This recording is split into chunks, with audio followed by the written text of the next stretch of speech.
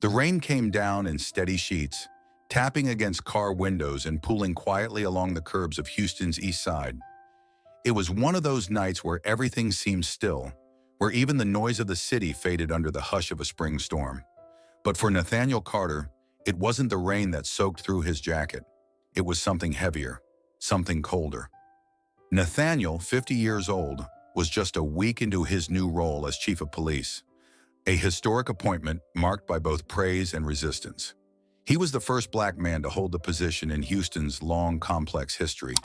And unlike many before him, he didn't rise through the political ranks or claw his way through backroom deals.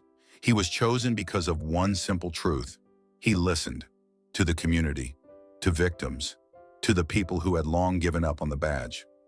That night, he left a late meeting with city officials focused on reforming the department's use of force policies. He was tired, thoughtful, and alone. No escort, no marked vehicle. Just Nathaniel in his own car, replaying notes from the session in his mind as he took the quiet route home. Then the blue and red lights appeared. Two police cruisers surged up behind him, lights flashing through the rain. Nathaniel instinctively pulled over, calm, composed, compliant. He knew the drill. He'd taught the drill. He'd spoken to hundreds of young men about how to stay safe during a stop. Keep your hands visible. Speak calmly. Follow instructions. But tonight, those rules didn't protect him. "Step out of the vehicle," barked Officer Travis Cole, flashlight already pointed at Nathaniel's eyes. "License and registration," added Officer Blake Morgan, already reaching for his holster. Nathaniel complied without hesitation. "May I ask the reason for the stop, officers?" "You fit a description. Don't argue," one snapped. And just like that, the man tasked with protecting civil liberties was handcuffed on the side of the road. No one asked his name. No one ran his ID. His calm demeanor, mistaken for arrogance. His silence interpreted as guilt. His skin seen as threat. They pressed him against the hood of his own car. The rain soaked through his shirt, but Nathaniel said nothing. Not because he was afraid, but because he had chosen to watch the system work or fail. And fail it did. He wasn't dragged in. He walked. He wasn't charged yet. But what was taken from him in that moment wasn't just his freedom, it was his identity. To the public, Nathaniel Carter was a reformer, a father, a veteran, a man of principle. But to the two officers on that rainy night, he was just a black man behind the wheel. What they didn't know, what they didn't bother to know, was that he was their boss, the man who signed their paychecks, the man who held the power to rewrite their futures. And in that single moment, with cameras silently rolling from a nearby window and the rain washing away all illusions, Nathaniel knew this wasn't just a stop. This was a statement. He had just experienced the very injustice he had promised to end. And now the entire city, perhaps the whole country, was about to hear his voice. If you believe stories like this must be told, and that no one is above accountability, press 7 in the comments to keep watching this video. This isn't just a traffic stop, it's the beginning of a reckoning. The rain didn't let up. It only grew harder, like nature itself was trying to drown out the tension unfolding beneath the street lamps. Officer Travis Cole gripped his flashlight tightly, its beam reflecting off the raindrops cascading down his brow. His partner, Officer Blake Morgan, circled the vehicle like a predator, eyes sharp, posture rigid. Neither man had yet asked Nathaniel Carter who he was. They didn't care. His calm voice and composed body language had only added to their suspicion. In their minds, someone that still couldn't be rattled was hiding something. Nathaniel, standing beside his vehicle in a dark coat, his hands still visible, watched the men work with mechanical hostility. Their movements were coordinated, but not careful. They barked orders. They cut him off when he spoke. Officer Morgan rummaged through the back seat without a word, flipping open a briefcase that contained sensitive department notes from that night's reform meeting. Papers stamped with confidential, in bold lettering. He read none of it. "Sir, I don't consent to a search," Nathaniel said steadily, his voice low but firm. "You're not in a position to consent or object," Cole shot back. "You're being investigated for suspicious activity." Suspicious activity. Driving through his own neighborhood in a suit? Calm demeanor? No speeding. No broken taillight. No probable cause. But the officers didn't need cause. Just confidence. And in that moment, they had plenty of it. Cole approached Nathaniel with one hand resting on his holster. "Put your hands behind your back." "For what reason?" Nathaniel asked. Still composed. Still careful. "Obstruction," Cole lied. Nathaniel sighed, not in protest but in recognition. He slowly turned, placed his hands behind his back, and felt the cold metal snap against his wrists. His fingers curled inward. Not in fear, not even in anger. In control. The cuffs were tight, intentionally so. Officer Morgan took his arm and began walking him toward the cruiser. "This is unnecessary," Nathaniel said quietly. "You're escalating something that doesn't need escalation." Morgan didn't answer. Instead, he opened the back door of the squad car and roughly guided him in. Rainwater dripped from Nathaniel's coat onto the vinyl seat. The door slammed shut. The officers didn't speak to each other, nor did they radio in the stop. It was as if they didn't want anyone to know. No dash cam announcements, no body cam checks, no formal reporting procedures. What they didn't realize was that just above them, on the third floor of a nearby brick apartment building, a teenager named Jalen Ross was filming the entire encounter from his window. His phone was zoomed in. The audio was grainy, but the image was unmistakable. Two officers detaining a calm, unarmed man in business attire during a nonviolent stop, without clear justification. Inside the cruiser, Nathaniel sat in silence. He stared at his reflection in the rain-speckled partition. His thoughts weren't racing, they were narrowing, focusing, not on revenge, not on outrage, but on impact. He had walked into his new position as chief of police with the belief that justice reform started from within. That if you led by example, others would follow. That officers could be retrained. That culture could shift. But now, with his wrists bound and dignity pushed aside, he had seen the beast from the inside out. This wasn't about retraining. This was about reprogramming. At the station, the booking process began without paperwork. He was fingerprinted, photographed, not asked a single identifying question. His wallet and phone were taken. No one checked his ID. The system had swallowed him whole, and it wasn't even hungry. It was just used to doing this. Only hours later, when Lieutenant Denise Harper, a former internal affairs officer, reviewed late-night intake logs, did she pause on his name. And everything began to unravel. The fluorescent lights inside the precinct flickered as Nathaniel Carter sat quietly on the bench, his wrists still cuffed, his coat soaked through, and his ID untouched on the booking desk. To everyone moving through that late shift, from the front desk officer to the rookie cop getting coffee, he was just another nameless detainee. Another possible suspect brought in under vague pretenses, the kind of case that never made headlines, never stirred curiosity, and never saw justice. The silence in the building was deafening, not from the lack of sound, but from the complete absence of awareness. Not a single officer recognized him. No one questioned the lack of formal charges. No one noticed the inconsistencies in the arrest log. No one reviewed the fact that the officers who brought him in didn't complete a stop report, didn't call it in, and didn't follow booking protocol. Because in that building, a black man sitting quietly in handcuffs wasn't unusual. It was routine, and that was the problem. Back outside, the storm had mostly passed. The rain had dwindled to a mist, but the streets still shimmered under the streetlights, reflecting something far less beautiful, a broken reality. But from the third-floor apartment window across the street, Jalen Ross, the teen who had recorded the arrest, was still wide awake. His phone video had already been uploaded with the caption, "No yelling, no resisting. Why is he in cuffs?" It was barely 45 seconds long, but 45 seconds of injustice can echo louder than an hour-long press conference. Inside the precinct, Nathaniel's silence wasn't just personal, it was tactical. He had made the conscious choice not to reveal his identity. Not yet. He wanted to see how far it would go, how deep the assumption would run. Would anyone stop long enough to ask a question? Would anyone pause and say, "Wait a second, this doesn't feel right"? No one did. Two more detainees were brought in, a drug suspect and a teenager for loitering. The officer at the desk glanced at Nathaniel once, then moved on. There was no malice in their behavior, just apathy. That was worse. It wasn't a conspiracy. It was something far more dangerous. A culture. A culture where injustice was so ordinary, it no longer felt like injustice.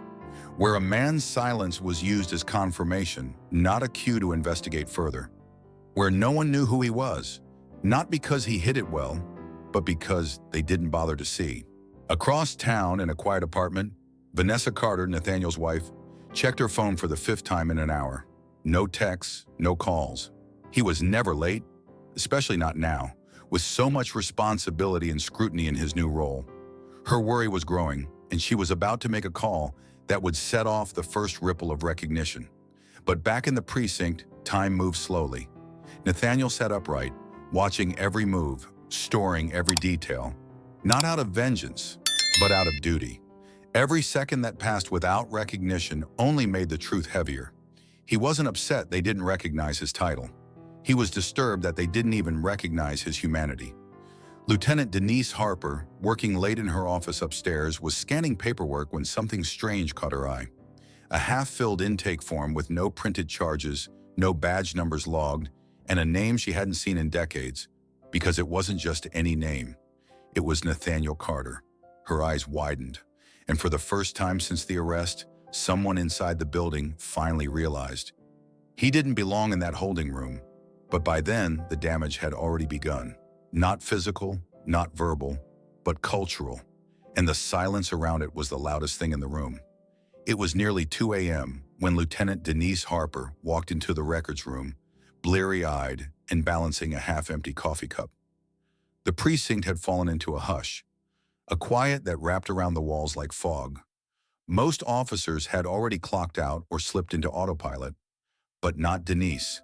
She was a former internal affairs investigator, recently brought back into the department under the new administration of Chief Nathaniel Carter. Ironically, the very man now sitting unnoticed in a holding room 2 floors below. Denise had always been detail-oriented.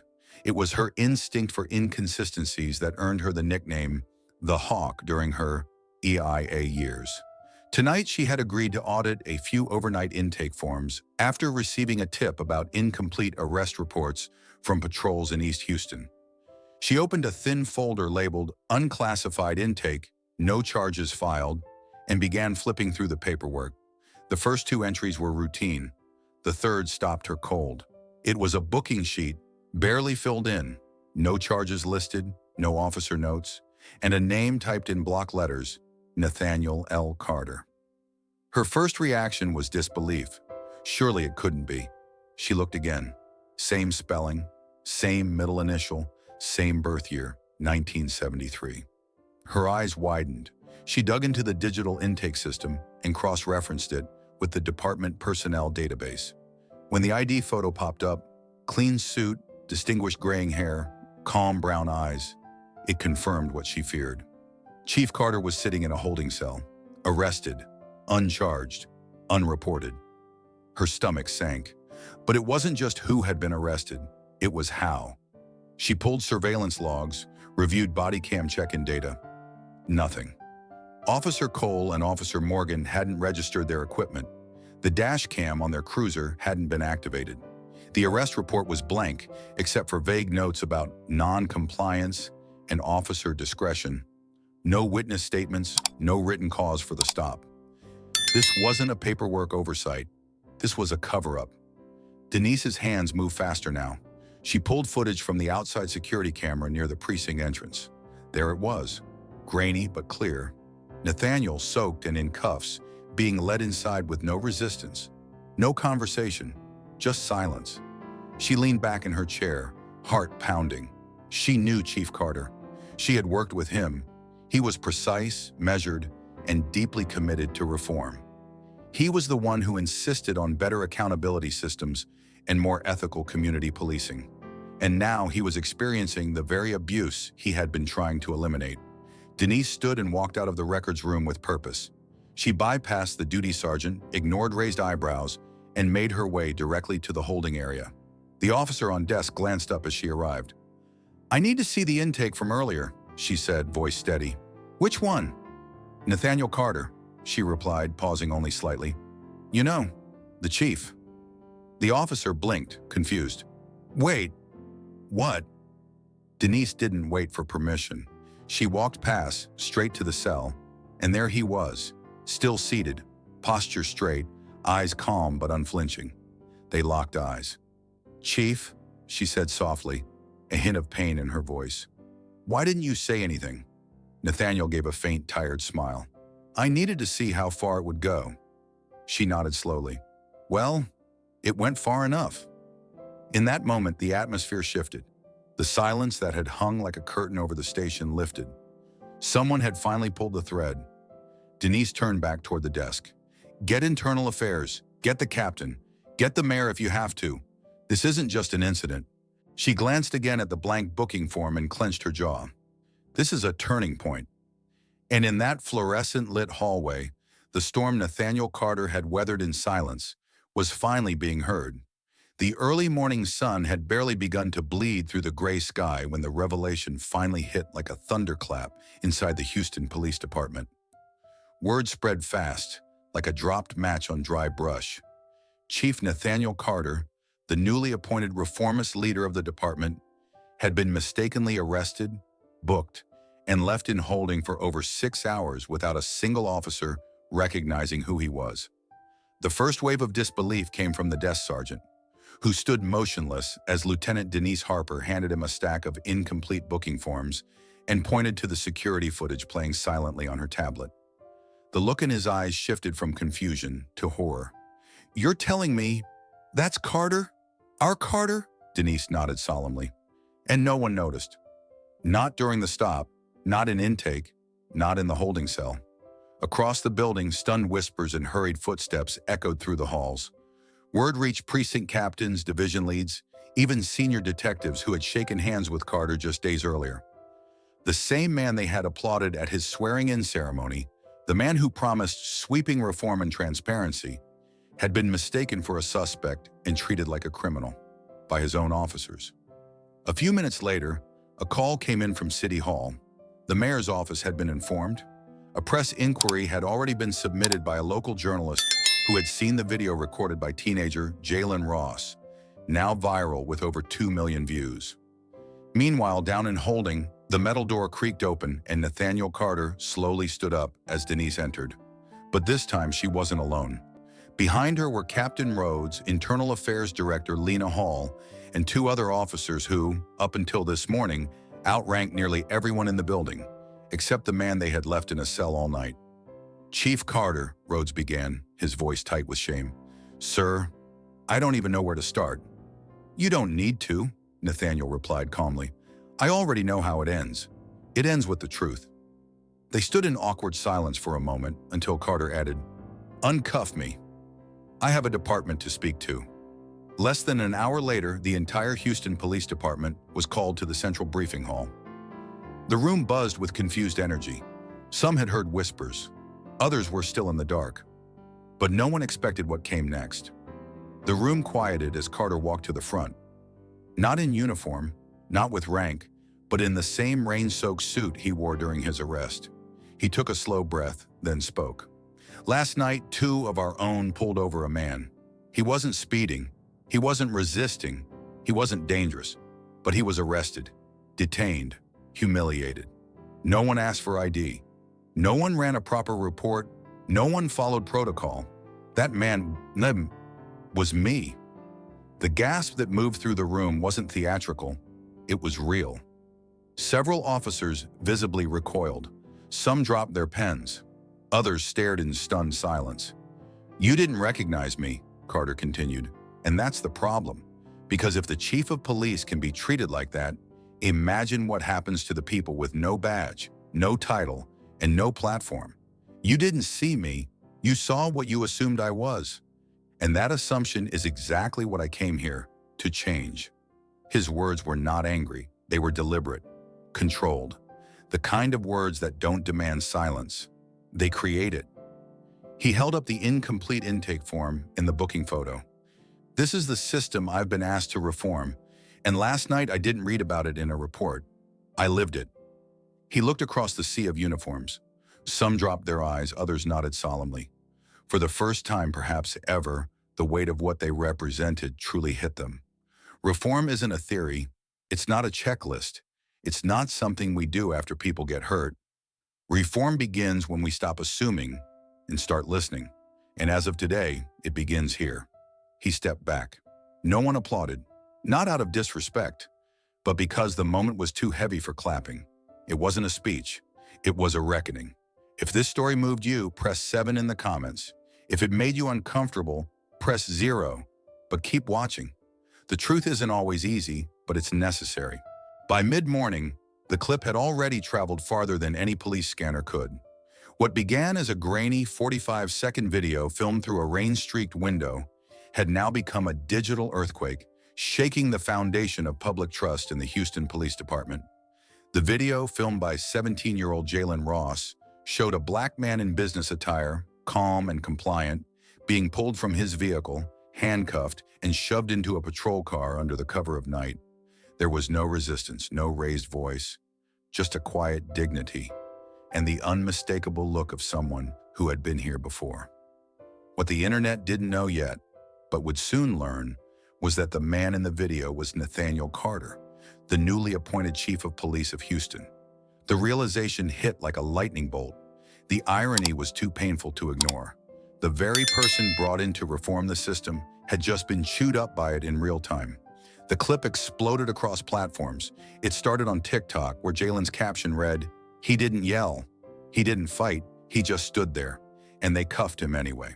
By noon, it had over 3.5 million views. By evening, it was being played on national news. The public reaction was swift and scathing. Comment sections overflowed with outrage.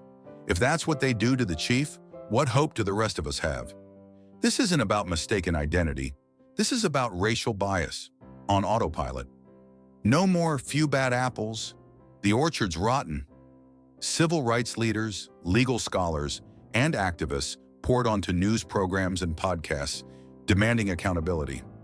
Reverend Angela Fields, a nationally respected voice in police reform, called the incident an unfiltered look at a system on autopilot where power and perception collide with skin tone. The department scrambled to release a statement, calling the event deeply regrettable and promising a full investigation. But it was too late. The public wasn't waiting for paperwork. They had already made up their minds. By late afternoon, protests had begun forming outside City Hall in the Central Precinct building. But they weren't chaotic. They were focused, purposeful. Protesters held signs with Nathaniel Carter's mugshot, an image no one ever expected to exist. One woman held a poster that read, "You hired him to fix it. Then you arrested him for looking like the problem." The clip wasn't just viral. It was viral with a purpose. People weren't just angry. They were activated. Students walked out of class. Faith leaders held emergency gatherings. Local businesses hung signs reading, "We stand with Chief Carter." And city council members who once resisted his reform policies were suddenly silent, their inboxes flooded with constituents demanding change. Meanwhile, Carter himself remained composed. He did not post a video response. He didn't join the social media frenzy. He believed the clip spoke for itself. He had already said what needed to be said, in the room that mattered most, the police briefing hall. But now the message was bigger than him. It had become a mirror held up to the country. The clip had pierced through the usual defenses. He must have done something wrong. They were just doing their job. This time there were no excuses. There was only a man standing still, doing everything right, and still being punished. Late that night, as the story led every national newscast, Jalen Ross, the teenager who filmed it all, was interviewed live on local television. "What made you hit record?" the anchor asked. Jalen looked into the camera and said simply, "I've seen it too many times, but I never thought it'd be the chief." That sentence echoed across the country, not because it was dramatic, but because it was true. The video may have been 45 seconds long, but the impact, generational. The briefing room was packed to capacity, journalists shoulder to shoulder, camera lenses jutting over one another like weapons, the air thick with anticipation. Local outlets were joined by CNN, MSNBC, and even international press. Everyone was waiting for Nathaniel Carter, the newly appointed chief of police of Houston, who, just 48 hours earlier, had been unlawfully arrested by two of his own officers. No one knew what to expect. Would he deflect? Would he protect the department? Would he step down? But those who knew Nathaniel Carter, the man, not just the title, understood one thing. He was not going to hide. At exactly 10 a.m., the double doors swung open. Carter stepped in wearing a dark gray suit, crisp white shirt, and no tie, just a simple American flag pin on his lapel. He walked with the steady resolve of a man who had lived through a storm and come out not untouched, but unbroken. He stood behind the podium, looked over the crowd, and without a single note, began to speak. "I imagine you all have questions. I have some of my own." The room went still. 2 nights ago, I was stopped, searched, arrested, and held in custody by members of this department. I complied. I said nothing. Not because I didn't know what to say, but because I wanted to witness the process as millions of Americans experience it, without privilege, without recognition, without protection. He paused. And what I saw wasn't just a mistake, it was a symptom. Cameras clicked rapidly. Reporters furiously typed. But Nathaniel's voice remained calm, measured, and unmistakably firm. The officers who stopped me weren't acting alone. They were acting within a culture, one that teaches fear over fairness, assumption over evidence, and appearance over identity. A culture where silence equals guilt and calm equals threat. He looked out into the room. Some reporters had tears in their eyes. Others simply stared, stunned at the candor. "I am not here to call for sympathy. I'm here to call for change." He then listed facts, not emotions. Over 70% of complaints filed in the last 5 years for improper stops in East Houston had gone unresolved. Body camera usage compliance hovered around 62%. Nearly 40% of use of force incidents involved citizens under 25, disproportionately young black men. This department has failed to protect its own values. But let me be clear, that ends today. He didn't spare himself either. "As chief, I take responsibility, not for the actions of a few, but for the system that allowed those actions to go unchallenged." Then he announced sweeping reforms, effective immediately. Mandatory body camera audits every 48 hours. A public civilian review board with full access to complaint records. A new training program developed in partnership with civil rights leaders and trauma-informed specialists. A policy that no officer will be allowed on patrol until they pass implicit bias screening. The room erupted in questions, but Carter raised his hand. "I'll take your questions in a moment, but first let me say this, because it's what matters most." He took a long breath. "This isn't about me being chief. This is about what happens when anyone, regardless of title, background, or dignity, is reduced to a profile. What happened to me happens every day to people without a podium to stand behind. The difference is, I do have one, and I intend to use it." The silence was thunderous. Finally, a reporter called out, "Chief Carter, are you angry?" Nathaniel smiled faintly. "I'm focused."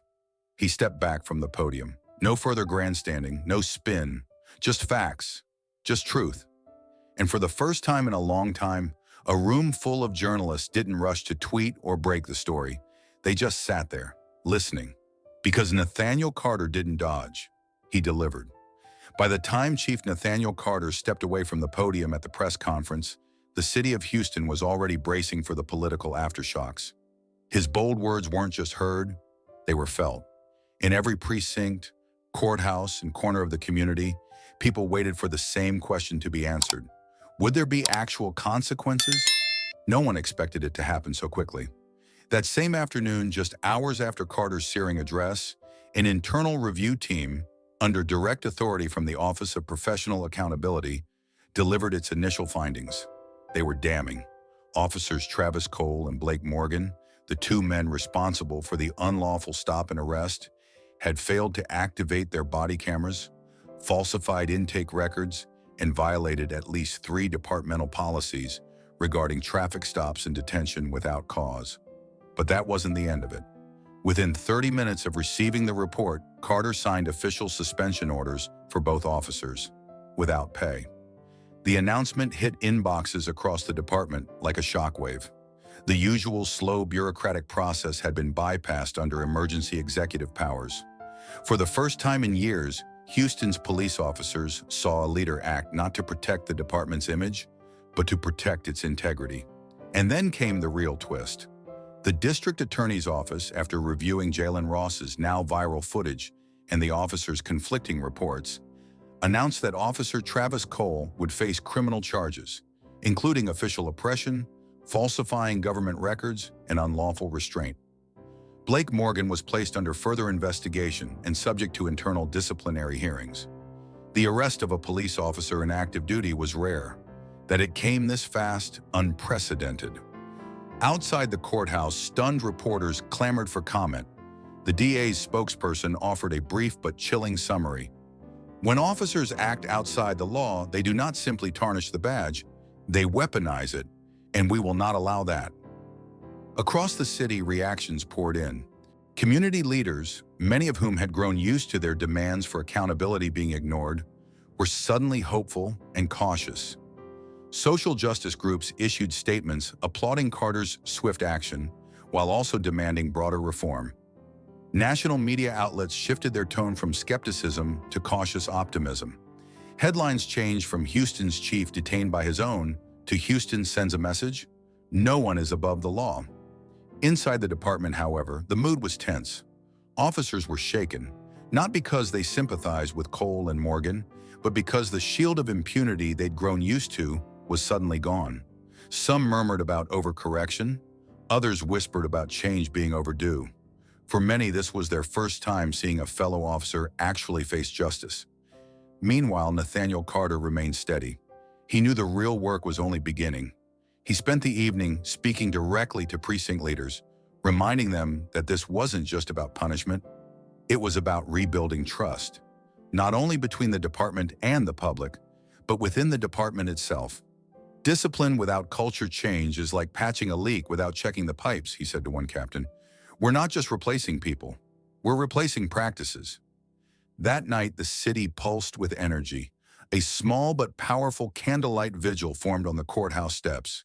Citizens holding signs that read, "Justice for all means justice for officers too," and "We see you, Chief Carter." In homes, families discussed what accountability really meant.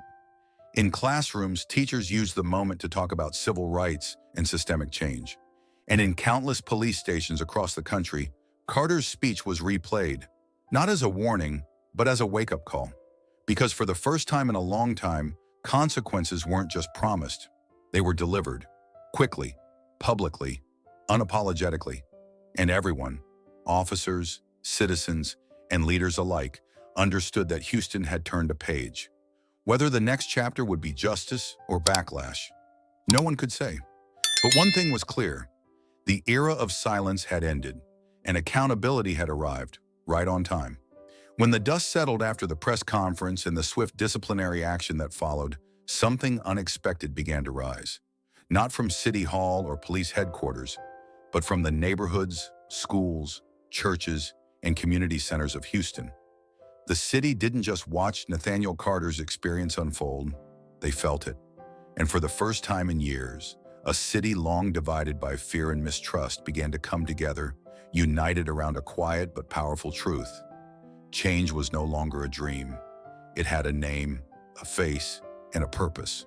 From the Fifth Ward to Montrose, from Sunnyside to Midtown, murals began to appear overnight. One of the first was painted on the side of a community gymnasium. It depicted Carter standing calmly in the rain, hands cuffed, head held high, as the shadows of injustice tried to swallow him whole. But behind him stood a crowd of diverse citizens, young and old, Black, Latino, Asian, white, standing taller, hand in hand. At the bottom of the mural were the words, "Dignity doesn't flinch." The image spread across social media like wildfire. Carter's message had become more than a speech. It had become a movement. Local pastors used his story in Sunday sermons, teaching forgiveness, resilience, and the responsibility of every generation to challenge injustice. High school civics teachers rewrote lesson plans around the events of that week, asking students to draft reform proposals and analyze the difference between law and justice. Teenagers like Jalen Ross, the boy who recorded the video, were being invited to speak on youth panels about civic engagement and the power of bearing witness. Even local businesses got involved. Cafes posted signs saying, "We support accountability." Law firms offered free legal advice to citizens with unresolved complaints against law enforcement. A local bookstore created a Carter collection featuring titles on civil rights, police reform, and community leadership. But perhaps the most striking sign of change came when the Houston Police Department opened its doors, literally. Under Carter's direction, a new series of public forums were launched where officers and citizens could speak face-to-face. No podiums, no uniforms, just people, listening, sharing, reckoning. At one of the first forums, an elderly woman named Mrs. Eloise Benton, a retired school teacher, stood up and said, "For years, I've told my grandchildren to keep their heads down, but now I can tell them to lift their eyes, because we finally have a chief who sees us." The room gave her a standing ovation. Carter, attending in plain clothes as promised, nodded deeply. He didn't speak. He didn't need to. He had already spoken, in the rain, in silence, in truth. The community didn't just support him because he was chief. They supported him because he had walked through the fire they had lived in for decades, and he came out carrying their stories, not just his own. City council members who once voted against reform now requested meetings with Carter to explore community-led policing models. Faith leaders formed a new coalition called Voices of Justice, focused on bridging the gap between law enforcement and underserved neighborhoods. And students across the city began organizing a Walk for Reform, inspired not by slogans, but by the steady, principled leadership of a man who refused to retaliate with rage, but who demanded justice with integrity. In that moment, Nathaniel Carter became more than a public servant. He became a symbol, not of perfection, but of possibility. And in a city that had grown used to broken promises, that symbol mattered more than anyone could have imagined. In the end, it wasn't the rain, the handcuffs, or even the viral video that defined the story of Chief Nathaniel Carter. It was the choice, the quiet, deliberate choice of a man who refused to let injustice harden him. A man who chose clarity over chaos, courage over comfort, and leadership over silence. The night he was wrongfully arrested could have become just another headline in a long line of systemic failures. But instead, it became a turning point. Not just for him, but for an entire city. Nathaniel never set out to become a symbol. He didn't ask to be the face of a broken system or the spark that ignited a wave of reform. All he wanted was to serve, to listen, to fix what was cracked from the inside. But fate had other plans. And when the system failed him, instead of retreating or raging, he used the very tools of the institution, law, accountability, transparency, to reshape it. The story traveled far beyond Houston. It was discussed in police academies across the country, featured in editorials, debated in classrooms. It forced uncomfortable but necessary conversations in cities grappling with their own versions of the truth. It reminded the public and officers in every uniform that rank doesn't protect you from prejudice and humility doesn't shield you from harm. But perhaps the most important lesson was this: you don't need to yell to be heard, and you don't need to fight to be powerful. Chief Carter didn't seek revenge. He didn't call for mass firings or political purges. He sought accountability, he demanded honesty, and in doing so, he rebuilt something that had been eroded for years: trust. The system didn't change overnight. Reform is never instant. But Houston was no longer standing still. Department policy was under full review. Civilian oversight had real teeth. Officers were attending new trainings, not as a punishment, but as a promise. And community members no longer feared walking into public forums. They were leading them. Nathaniel's presence in those rooms became a reassurance, not of perfection, but of purpose. He had seen the worst of the system and still believed it could be better. Not because he had to, but because people deserved a system that worked for them, not against them. Years from now, when the shock of the video fades and the headlines are replaced by newer crises, this story will remain. Not because it was viral, but because it was vital. It revealed what happens when ordinary assumptions meet extraordinary integrity. It proved that justice doesn't always come from outside pressure. It sometimes starts within, in the quiet resistance of someone who knows exactly who they are. Nathaniel Carter will always be remembered as the chief who got arrested by his own officers. But more than that, he'll be remembered as the leader who didn't flinch when it mattered most. A man who turned a moment of humiliation into a movement of hope. His story is not just about policing, it's about being human. It's about what happens when we stop asking, what did he do wrong? And start asking, why do we keep doing this? And most importantly, it's about the path forward. A path lit not by rage or reaction, but by resolve. Because sometimes the most radical thing a person can do is stand still in the storm and wait for the world to notice the truth. And when that truth is finally seen, really seen, there's no turning back. Only a new path forward, a better one. And now Houston is walking it, together. As we reflect on the story of Chief Nathaniel Carter, there's a lesson that stretches far beyond one man's wrongful arrest. It reaches deep into the heart of what it means to live with dignity, to lead with purpose, and to stand firm, even when the system you swore to protect turns against you. For many older Americans who have witnessed generations of social change, Carter's journey is not unfamiliar.